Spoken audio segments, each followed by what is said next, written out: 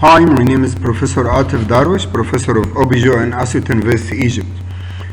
The topic of today is empty follicle syndrome, which is a complaint of many patients when you are attending any clinic of gynecology, particularly infertility clinics. You may find a patient coming to you and says that she had a trial of IVF-XE, but the follicles were empty and no fertilization, no embryo transfer because no oocytes retrieved from her ovaries. What's the solution? What can I do? You should answer her regardless if you are IVF specialist or not, but you are a gynecologist and you have to deal with this case. You should know what's normal. Normally during follicular development, before maturation of the oocytes, the primary oocyte is surrounded by zona pellucida, and this zona pellucida is covered by a layer of granulosa cell, and the granulosa cells form condensation, which is called cumulus or forium, and this condensation is adherent to the basement membrane, and this cumulus oocyte complex is fixed to the basement membrane during the stages of follicular development by cell-to-cell dense or tight junctions, and these junctions prevent the oocyte from floating inside the follicular fluid. But at the time of ovulation, when there is a surge of LH, and this can be mimicked by a bolus of HCG or GnRH agonist, these junctions, cell-to-cell junctions, start to be loose, not tight. So the complex between the oocyte cumulus and the base membrane starts to separate. So the oocytes are free now inside the follicular fluid. This complex is freely floating inside the follicular fluid, and when we introduce our aspiration needle via sonography, we can aspirate this complex via the needle from the follicular fluid. So at the development stage, the cell-to-cell junctions are very tight, but at the time of ovulation, these tight junctions will become loose and the complex will be free. Moreover, there is a dialogue between the oocytes and cumulus cells. The cumulus cells coordinate oocyte development and maturation, provide energy, substrate for oocyte meiosis resumption, regulate oocyte transcription, and promote nuclear and cytoplasmic maturation of the oocyte. On the other hand, the oocytes regulate cumulus cell function by some agents. So the cumulus and oocytes are not just attached with tight junctions, they enhance the function of each other. At the time of LH surge, naturally or initiated by bolus of HCG or GnRH agonist, the cumulus cells undergo emulsification with simulation of detachment of oocyte cumulus complex from the follicular wall, and subsequently there is resumption of meiosis, extrusion of the first polar body, and subsequently ovulation occurs. It's very important at the time of ovulation that FSH increases. Of course, increases in a lower level than LH, but there is FSH surge. This surge is very important to induce LH receptor formation in the luteinized granulosa cells, promotes oocyte nuclear maturation, cumulus expansion, opens the gap junctions between the oocytes and cumulus cells, and the oocyte cumulus cells mass to detach from the follicular wall before ovulation. So FSH is very important, and this is a good point because when we will discuss the triggering, you will show that the GnRH agonist is advantageous over HCG because it leads to increased FSH, and FSH has a role in ovulation, very important role, not important as LH, but it has a definite role. Now, what's empty follicle syndrome? The patient asks you, what's the empty follicles? What does it mean? It means that the doctors fail to get oocytes from your follicles after aspiration, despite adequate ovarian response, despite adequate stimulation protocols, despite meticulous follicular aspiration technique. We did not find any oocytes in your follicles, and this is a syndrome described in 1986, and by this there is no oocytes in the presence of dominant follicles by monitoring with normal hormonal monitoring and so on. Some authors mention that there is nothing called empty follicle syndrome. Why it is no empty follicle syndrome? Because it seems illogic that one patient has a follicle and this follicle empty. Any follicle should contain the oocyte cumulus complex. This is a mandatory anatomic and physiologic event in any individual. The problem in aspiration, you have to tell the patient that I failed to aspirate the oocyte from your follicle, but the oocyte cumulus complex may be present. I failed to extract it, I failed to aspirate it, I failed to identify it. So it is a syndrome of impaired granulosa cell function in which oocyte meiotic maturation is not resumed, cumulus expansion does not ensure, and the immature oocyte cumulus complex are resistant to follicular aspiration. So it may be a misnomer. Moreover, others mention that the presence of an oocyte is an obligatory event, and a situation of genuine empty follicle syndrome cannot exist. So it's better to say it is not empty follicle syndrome, it is failure of oocyte retrieval. And if you induce the cycles, induce superovulation with perfect drugs suitable for the patient's age and patient's hormonal status, with good drugs correctly administered, the total failure rate to retrieve oocytes is a very rare case, and actually it is a sporadic event as mentioned in many publications. So the occurrence of empty follicle syndrome is criticized by many authors. On the other hand, some authors mention that empty follicle syndrome exists. Why?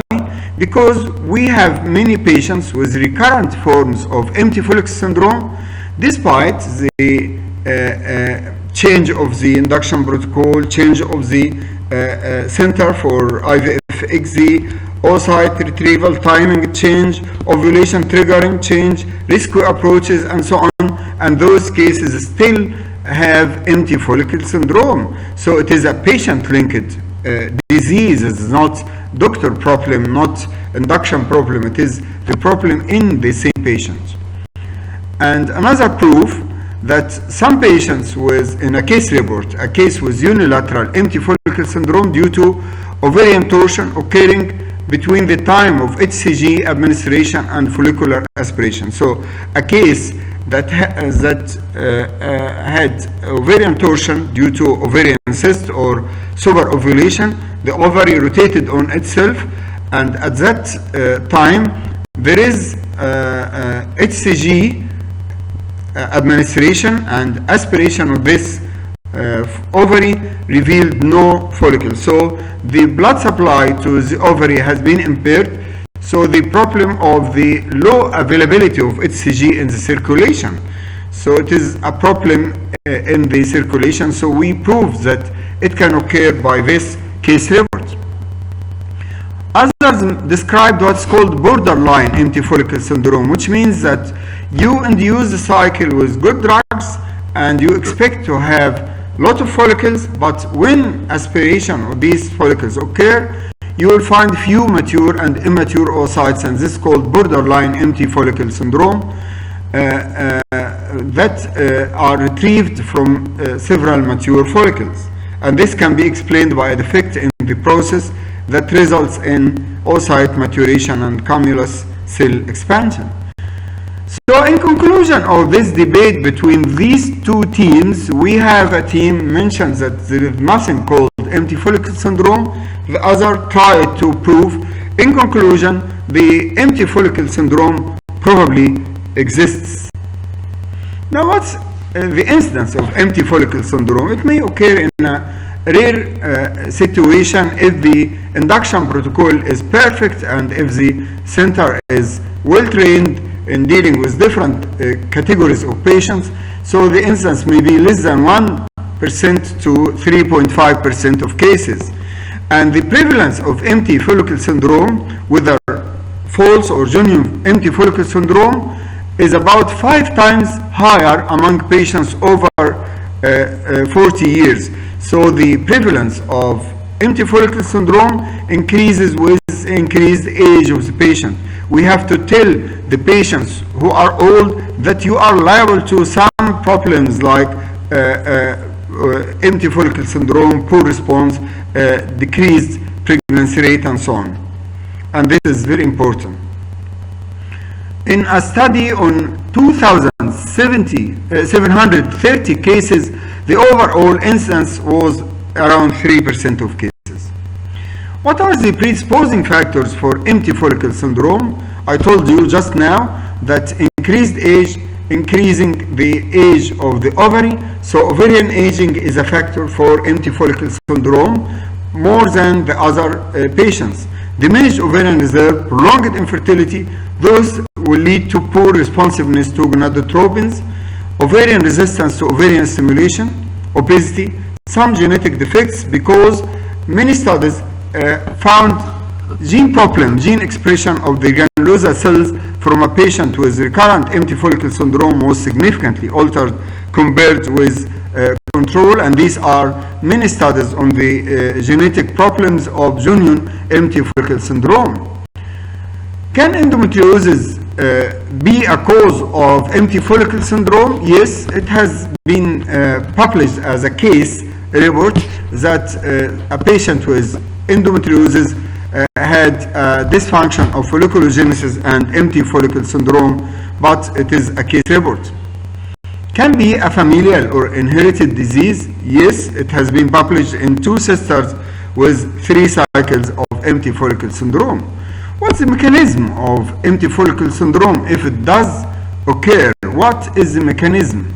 The mechanism may be premature ovulation, may be poor ovarian response, low bioavailability of the drugs of HCG, intrinsic defect, dysfunction folliculogenesis, defective granulosa cell function, and mutations in the LH choriogonadotropin receptors. The inadequate preovulatory follicular chains include poor bioavailability of LH or HCG, too short interval before aspiration. If you aspirate the oocytes before 36 hours, this will lead to failure of separation of the oocyte cumulus complex from the basement membrane into follicular fluid. So too short interval may be a mechanism. Premature luteinization, like premature LH surge, high progesterone on the day of HCG, all these can be mechanisms. Others may be dysfunctional folliculogenesis resulted in early atresia of the oocytes. Now, we have 2 types of empty follicle syndrome. You have to revise yourself. Is this case of empty follicle syndrome is real, is genuine? What's meant by genuine means that failure to retrieve oocytes despite proper ovulation induction, proper drug selection, proper batches, proper patient administration, appropriate normal follicular development, normal steroidogenesis by hormonal profile, optimal beta HCG level on the day of oocyte retrieval. Despite all normal conditions, I did not find any oocytes after aspiration of the follicle. This may be due to underlying genetic cause, and this is called original or genuine empty follicle syndrome. But the other cases, when you fail to retrieve oocytes in the presence of low beta HCG, which means that there is an error in the administration of beta HCG, reduced bioavailability, technical problems, and any drug problem, batch problem, these are called false empty follicle syndrome, which means that these factors are avoidable. If you correct these factors, you will not have false empty follicle syndrome. You will face only very rare cases of genetic, maybe genetic causes of genuine empty follicle syndrome. So the problem of drugs, problem of administration, the problem of protocols, problem of aspiration are called latrogenic empty follicle syndrome, and in all these cases there is low beta HCG level on the day of ovum pickup, which the cut short should be more than 40 milli international unit per milli. If the cut short is less than this means that there is a problem in the induction protocol or the triggering, and this may be a cause of empty follicle syndrome. We have to tell the patient that you are liable to have empty follicle syndrome before we are going to the OR. So this is very important.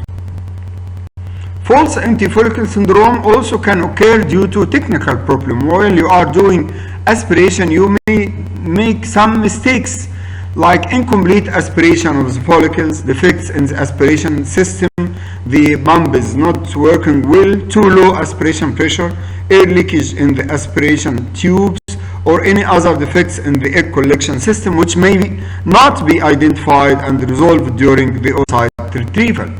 So we have genuine and we have false empty follicle syndrome.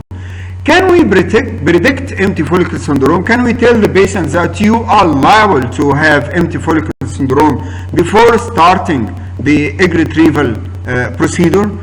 There is no way to precisely predict these cases before starting ovulation stimulation. But we have to consider this syndrome during counseling of old cases, because I told you they have old ovaries and poor ovulation and poor functions of the process of folliculogenesis, and they are at high risk of empty follicle syndrome. Also, the patients with decreased ovarian reserve, decreased anti-mullerian hormone less than 0.5, less than 4 mature follicles on folliculometry, those patients are liable to have empty follicle syndrome. One of the important tools to expect or to predict empty follicle syndrome and poor ovarian response generally is to measure estradiol. On day 3, if the day 3 estradiol is from 30 to 50 picogram per milli, this means that there is expected good response with increased pregnancy rate. On day 5 and day 8, at day 5, if the level is more than 300 picogram, the responder, the patient is fast responder. If it is at day 8 less than 300 picogram, the patient is non-responder. If at day 5 is less than 300 but more than 300 on day 8, the patient is a slow responder. Also, at the day of HCG injection, if the level of estradiol is less than 800 picogram per milli, this means that the patient is low responder. If it is between 800 and 1500, this means that she is average responder. If it is more than 1500 picogram per milli, this means that she is a high responder. So also estradiol is an indirect indicator of the possibility of empty follicle syndrome. So empty follicle syndrome is associated with very low bioavailability of beta HCG and can be predicted by measuring serum beta HCG level 36 hours after HCG injection intramuscularly before the ovum pickup. And this is very important step. You can predict the empty follicle syndrome when you do just beta HCG for this patient. If it is low at that time, this means that she is liable to have empty follicle syndrome. Another trial to predict empty follicle syndrome is to look at the endometrium. If the endometrium looked as a thick endometrium or type 2 endometrial echogenicity in the proliferative phase, this is wrong. In the proliferative phase, endometrium should be hypoechogenic or the trilaminar preovulatory. But if you see it as type 2 endometrial echogenicity, thick endometrium, this means in addition to precocious serum progesterone rise above 1.5 picogram per milli, disappearance of big size follicles or appearance of follicles with irregular shape, asynchronization of the follicles, all these are predictors of empty follicle syndrome because they are signs of premature ovulation, in addition to abnormal levels of E2 as I told you just now. So also you can predict empty follicle syndrome at the time of oocyte retrieval by two simple things you can do and to diagnose and treat empty follicle syndrome. You can do urinary or blood HCG test before starting oocyte retrieval to exclude incorrect HCG timing administration technique. And you may make puncture of the follicles one by one, waiting until the embryologist tells you that he found an oocyte and at least one oocyte before proceeding to puncture the other follicles. So don't be in a hurry when you are aspirating the follicles, and don't complete the procedure in no time because you have to wait what is the answer from the adjacent lab telling you when you are in the OR. So now these are the criteria of empty follicle syndrome and what are the possibilities of its occurrence. Now we are confronted with this lady with empty follicle syndrome. How to treat this case? There is no single treatment universally accepted for cases of empty follicle syndrome. The best approach for treating cases of empty follicle syndrome is to make revision. You have to revise the steps of the previous trial, whether at your lab or in another lab. You have to search for a mistake that led to failure of separation of the oocyte complex from the wall, from the basement membrane to follicular fluid. What may be the cause? It may be the patient herself. You have to ask her about the drug. How did she receive the drug? What was the storage place, and so on? What was the injection technique? More details from the patient about the drugs. Where the drugs stored? Which drugs used? Which induction protocol? Which downregulation protocol? Which is trigger protocol used, and so on. All these should be revised. If you found any problem in these steps, you have to stop and you have to change, and now you got the cause of the previous empty follicle syndrome and you have to correct it, and perhaps you may succeed to have a good case of positive aspiration. But if you did not find any mistake, you have to assess the patient for ovarian reserve, including HMG and her age because of the aged ovary. And if the ovarian reserve is okay, this means that you have to change the protocols previously used in this case. And if the ovarian reserve is poor responders are poor responders. You have to counsel them that you are a poor responder and you are liable to all the problems of poor response. Now we would like to check the patient. You have to ask her about missing injection, wrong drugs. She may receive a wrong drug, HMG instead of HCG, and so on. Wrong injection, missing powder, leakage of the contents, bad privation of the drugs.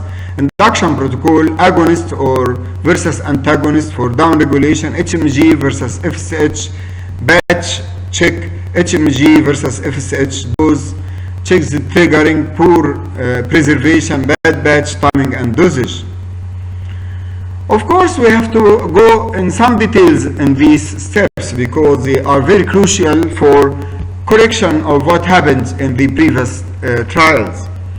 The pituitary regulation, downregulation, is performed in all cases of IVF ICSI for fear of premature luteinization, which means premature surge of LH that leads to rupture of the follicles, and we cannot aspirate these follicles. So we make downregulation, and this downregulation can be made by GnRH agonist or GnRH antagonist. GnRH agonist long protocol is commonly used, which starts in the preceding cycle and continues in the stimulation cycle as well. And there is another protocol which is GnRH antagonist, and this starts on day 6 when the follicle size reach 14 millimeter. You can start GnRH antagonist after stimulation starts from day 2. So these are the two common protocols for induction in most cases, with some exceptions for poor responders and so on. Now the GnRH agonist protocol is preferred as it is stable with low LH and progesterone levels throughout the stimulation phase, suppresses endogenous FSH level leading to follicular cohort, no asynchronization of the follicles. But it is more time consuming, more costly, acute stimulation due to flare-up, profound hypoestrogenemia due to downregulation, and risk of ovarian hyperestimulation syndrome. But it results in increased number of oocyte collection, increased pregnancy rate, possibility of cryopreservation of embryos, and improvement in routine patient treatment schedules. On the other hand, GnRH antagonist protocol is advantageous in being immediate reversible suppression of gonadotropins without initial flare-up. So initiation of IVF treatment in a normal menstrual cycles with endogenous intercycle FSH rise rather than FSH suppression, thus resulting in a significant reduction in the effective dose and shortening the treatment duration and dose and cost as well. The disadvantages of GnRH antagonist protocol is the high intercycle endogenous FSH concentrations, including secondary follicle recruitment and leading to asynchronization of the follicular size. So it is more suitable for IVF cycles carried out in a given period, starting stimulation at patient scheduled for antineoplastic treatment for ovarian cryopreservation. So each protocol has some advantages and disadvantages, but both protocols regarding ovulation, regarding live birth rate, have similar results. Regarding live birth rate has similar results, but ovulation is more with the GnRH agonist. Some authors mentioned, okay, in empty follicle syndrome we have to switch from antagonist to agonist or from agonist to antagonist. We ask the patient, or we look for the report with the patient. She received GnRH antagonist protocol. Okay, I start GnRH agonist and vice versa. This has been proved to be ineffective and not recommended. Also, another case report did not find improvement of the state of empty follicle syndrome despite trials with changing the protocols. What about the drugs used for induction of superovulation? The evidence found that there is no difference or very little difference in live birth, multiple pregnancy, clinical pregnancy, or miscarriage rate between urinary derived gonadotropins and recombinant FSH. The quality of evidence was low to very low for the outcomes from recombinant FSH versus urinary gonadotropins and HMG versus FSH, purified FSH.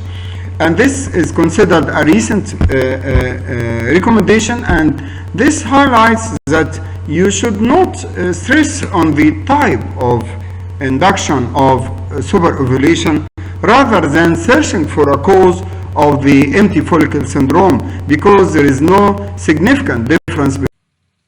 One of the important issues in the topic of empty follicle syndrome is to search for the triggering technique used in the previous cycle. We can use HCG, which is the common method of induction of triggering, which has an LH-like action. Or we can use GnRH agonist, which induces initial flare-up of FSH and LH. Or we can use combination of HCG and GnRH agonist, which is called dual triggering. LH itself can be used as a recombinant form, which is a pre-filled non-human source of LH. Using HCG is advantageous over gonadotrophin-releasing hormone agonist in induction of a prolonged effect which reaches up to 6 days of luteal phase support, which is a good for implantation. But at the same time, prolonged effect of LH has a disadvantage of increased risk of ovarian hyperstimulation syndrome. On the other side, GnRH agonist is more advantageous of a better egg maturation due to initial flare-up, which increases LH and FSH at the same time. And as I told you before, FSH is essential for ovulation. But it has a short duration of action, which reaches maximally 34 hours. So it is advantageous of induction of better egg maturation, but a disadvantage of short duration, and the advantage of decreased ovarian hyperstimulation syndrome risk is clear in this protocol. Dual triggering means we use GnRH agonist 40 hours prior to ovum pickup. 6 hours later, we inject HCG, 5,000 international unit in dose, to have the advantages of GnRH agonist of better oocyte maturation and advantages of HCG of better luteal phase support. Triggering. So recombinant HCG was used in many studies. Also can be used in combination with urinary HCG as a modified protocol, and this is a recent publication for borderline form of empty follicle syndrome.